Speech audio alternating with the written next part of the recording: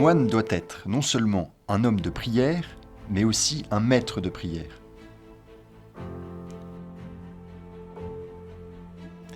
Dès le début de la vie contemplative de notre institut, là-bas au monastère aux Coronoles, il était bien clair que les moines devaient être l'avant-garde de notre institut et les gardiens de son esprit.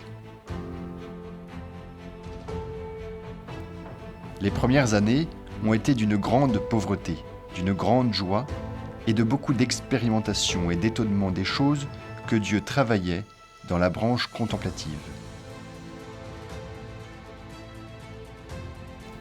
Les choses se sont progressivement consolidées et Dieu nous bénissait avec de nombreuses vocations. Tout cela se passait grâce à l'effort et au sacrifice de ce groupe qui a commencé. Ils vivaient dans un climat de grande joie, comme je le dis, de pauvreté, d'unité et d'un désir intense de vouloir bien faire les choses, de pouvoir soutenir tout le travail de la mission. Avec la fondation de la branche contemplative de notre institut, nous voulons répondre à la demande du Concile Vatican II. Que l'on maintienne fidèlement et que l'on fasse toujours mieux ressortir dans son véritable esprit, tant en Orient qu'en Occident, la vénérable institution de la vie monastique. Ceux qui, animés par Dieu, embrassent la vie contemplative au sein de notre famille religieuse, consacreront leur vie pour contempler et vivre le mystère du Verbe incarné, spécialement dans l'expression maximale de son abaissement qui est la croix.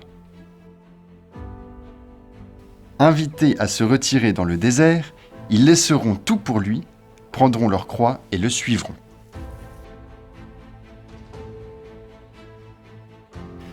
La journée d'un moine est essentiellement composée de 3 moments forts: la prière, le travail et l'étude.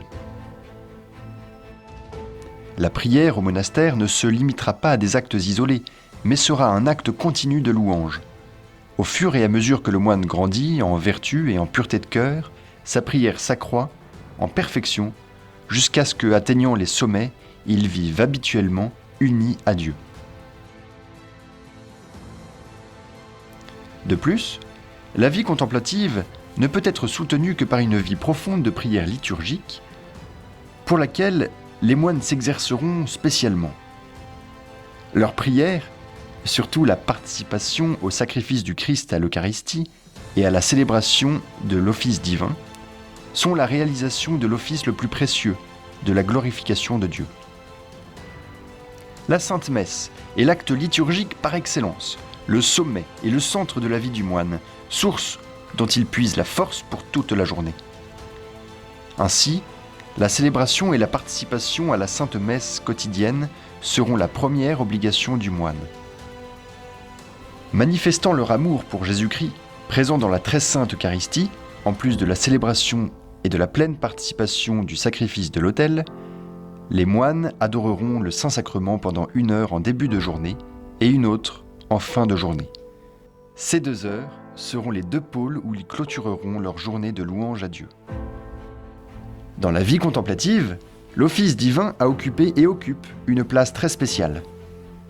Pour cette raison, l'office complet sera chanté chaque jour. L'office des lectures, les laudes, le milieu du jour, les vêpres et les complis. On reconnaît le vrai moine à celui qui s'attache à suivre fidèlement les louanges divines. La recherche de Dieu sur les traces du Christ implique l'obligation d'unir la prière liturgique et privée avec le travail manuel et intellectuel.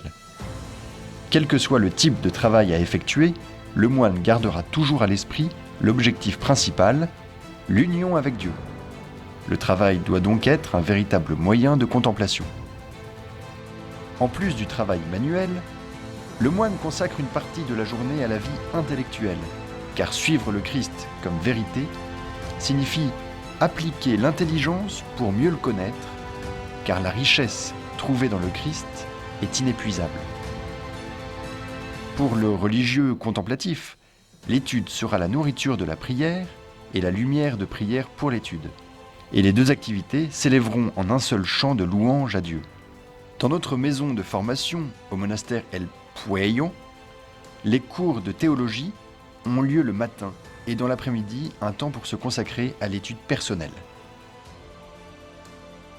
Le moine a choisi la vie contemplative pour traiter seul avec Dieu en silence. Le silence est un besoin de l'âme contemplative qui se manifeste de la manière la plus profonde qu'en présence de Dieu, il n'y a plus rien à dire. Dans la solitude de sa cellule, caché du monde, le moine pourra se connaître, se réformer et imiter notre Seigneur qui vécut caché pendant 30 ans de sa vie à Nazareth. Et même dans sa vie publique, il a recherché la solitude. Dans la cellule, le moine doit se consacrer à la pratique traditionnelle de la Lectio Divina, c'est-à-dire la méditation de la parole de Dieu, et à la lecture des Saints-Pères, ainsi qu'à l'étude et aux travaux manuels. Depuis les débuts du monachisme, les récréations ont accompagné la vie de prière et de pénitence de ceux qui se retiraient dans le désert pour trouver le Seigneur. Les récréations quotidiennes des moines seront ainsi un repos pour l'âme, ainsi qu'une occasion de pratiquer les vertus, de gagner du mérite et de promouvoir la vie communautaire. Chaque moine de l'Institut du Verbe incarné doit avoir une dévotion particulière à la Sainte Vierge. Il devra chercher en elle la force dans les moments d'épreuve et s'efforcera de vivre pleinement la vraie dévotion intérieure des esclaves de Marie, selon l'esprit de saint Louis-Marie Grignon de Montfort. En signe de leur retrait du monde et de leur consécration à Dieu dans la vie contemplative, les moines porteront un habit simple et modeste, ainsi que décent et pauvre. En revêtant la robe de bure, le moine doit se souvenir qu'il doit se vêtir de ses vertus s'il veut, en tant que moine, refléter le mystère de la vie du Christ. Le capuchon qui couvre la tête et va au ciel rappelle que le moine s'est totalement consacré à Dieu pour vivre non seulement en sa présence, mais que pour Dieu.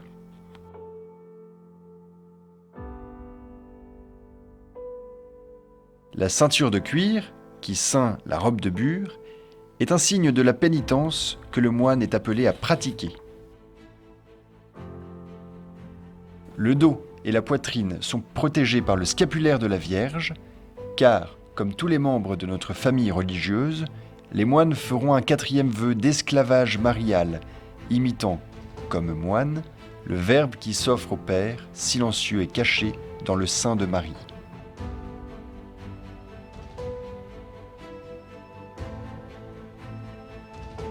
La couleur blanche est destinée à symboliser la transfiguration.